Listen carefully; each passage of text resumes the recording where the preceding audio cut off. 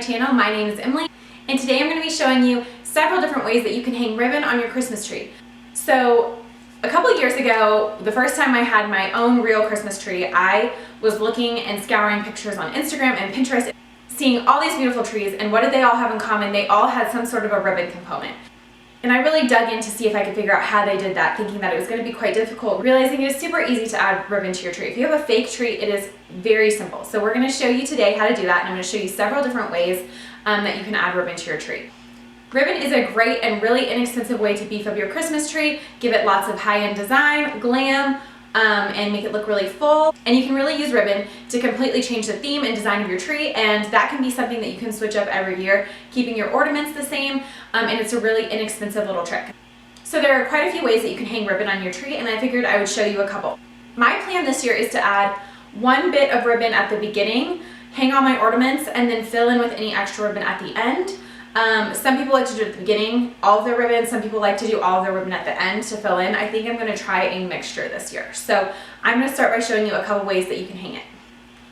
Okay, so to demonstrate today, I'm going to be using this ribbon that I got at home.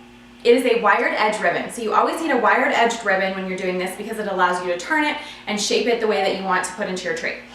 This one is a 2.5 inch by 30 foot, and I got it at home for $4.99. So that's a really great price for 30 feet of ribbon. So first what I did is cut a couple pieces off. That's kind of the trick. You do this in small pieces. You don't do it in one big chunk unless you're going to wrap the ribbon all the way around your tree. And I'll show you that at the end. Okay, here I'm going to show you a couple quick things. I put a few of them up here already, but I'm going to show you how easy it is. So this is, I don't know, a foot or a foot and a half of ribbon. And the easiest thing to do is to literally just take this and tuck it back and then make a loop and decide where you want it to go.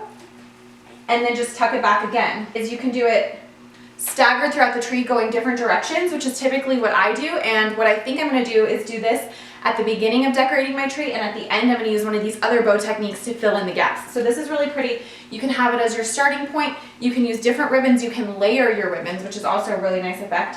And you just go in different directions. So that one's really easy.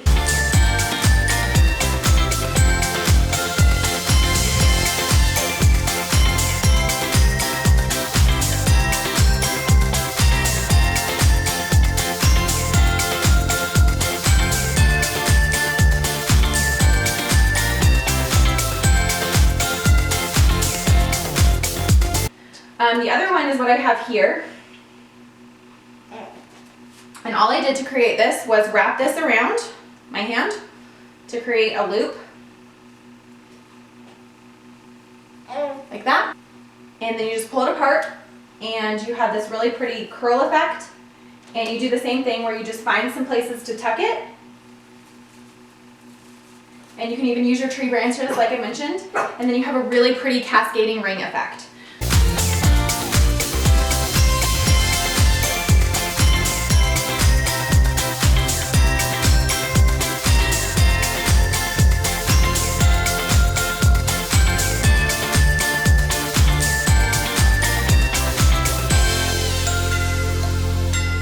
Another way you can obviously do your ribbon is if you just use it like a garland and you just wrap it around, and you can either do that in pieces or you can wrap it around the whole tree with a whole loop of ribbon.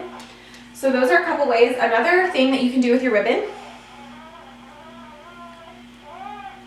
is you can kind of make it look like a bow, and you can tuck it back in there like that, and it looks like a beautiful little bow.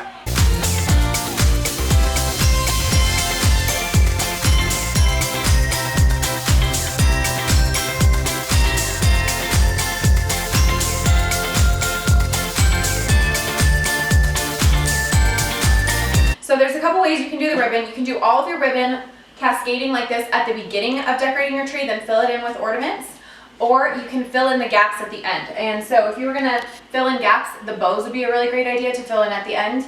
I'm going to try, I have done all my ribbon at the beginning in the past. I'm going to try this year to maybe do both and do some ribbon at the beginning and then fill the gaps at the end. So now I'll just show you a close-up of some of the ribbons.